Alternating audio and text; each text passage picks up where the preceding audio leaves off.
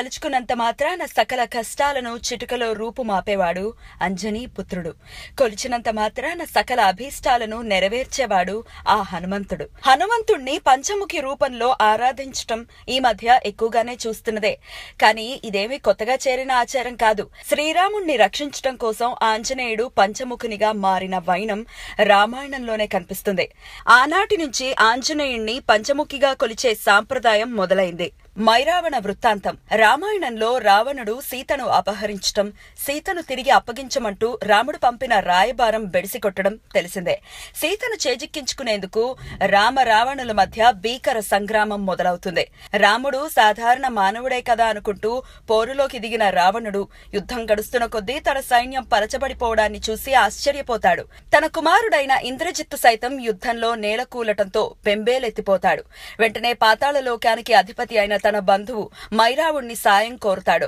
మైరావుణ్ణి నుంచి రామలక్ష్మణులకు ప్రమాదం పొంచి ఉందని గ్రహించిన హనుమంతుడు వారి చుట్టూ ఎంత కాపలాని ఉంచినా అందరి కళ్లు కప్పి రామలక్ష్మణుల్ని పాతాళ లోకానికి అపహరించుకుపోతాడు మైరావణుడు. హనుమంతుడి పయనం. రామలక్ష్మణులను వెతుక్కుంటూ తాను కూడా పాతాళానికి చేరుకుంటాడు హనుమంతుడు. అక్కడ మైరావుని రాజ్యానికి రక్షగా నిలుచున్న మకరధ్వజుడు అనే వింత జీవిని చూస్తాడు. ఇంతకీ ఆ మకరధ్వజుడు మరెవరో కారని, తన శరీరం నుంచి వెలువడిన స్వేదాన్ని ఓ జలకన్న గ్రహించటం వల్ల జన్మించిన తన కుమారుడేనని తెలుస్తుంది. ఆయన ఉద్యోగ ధర్మాన్ని అనుసరించి మకరధ్వజుడు హనుమంతునితో యుద్ధానికి సిద్ధపడతాడు. మైరావుని రాజ్యంలో ప్రవేశించిన ఆంజనేయుడు అతనితో యుద్ధాన్ని ఆరంభిస్తాడు.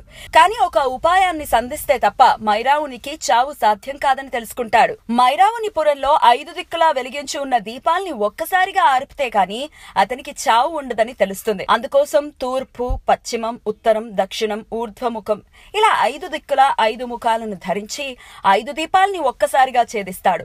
పంచముఖాలతో పాటు ఏర్పడిన 10 చేతులలో ఖడ్గం, శూలం, గద వంటి వివిధ ఆయుధాల్ని ధరించి మైరావుణ్ణి అంతం చేస్తాడు. అతనే పంచముఖ ఆంజనేయుడు. 5 కర్మేంద్రియాలతో మనిషి ప్రపంచంలో మనుగడను సాధిస్తూ 5 జ్ఞానేంద్రియాలతో ఈ సృష్టిని అర్థం చేసుకుంటున్నాడు. అలాంటి 5 సంఖ్య గురించి చెప్పేదేముంది? స్వామివారి పంచముఖాలలో ఒక్కో మొహానిది ఒక్కో రూపం. తూర్పున ఆంజనేయుని రూపం, దక్షిణాన నారసింహుని అవతారం, పశ్చిమాన గరుడ ప్రకాశం, ఉత్తరాన వరాహావతారం, ఊర్ధ్వముఖాన హయగ్రీవుని అంశ. అలాగే ఆ 5 ముఖాలు తన భక్తులకు 5 రకాల అభయాన్ని అందిస్తూ ఉంటాయి. నారసింహముఖం విజయాన్ని, గరుడ రూపం దీర్ఘాయుష్ని, వరాహము అష్టైశ్వర్యాలని, హయగ్రీవుడు జ్ఞానాన్ని, ఆంజనేయ రూపం అభీష్ట సిద్ధిని కలుగజేస్తాయి. ఇంతటి శక్తివంతమైన అవతారం కాబట్టే రాఘవేంద్ర స్వామి సైతం ఆంజనేయుణ్ణి పంచముఖ రూపంలోనే దర్శించారు.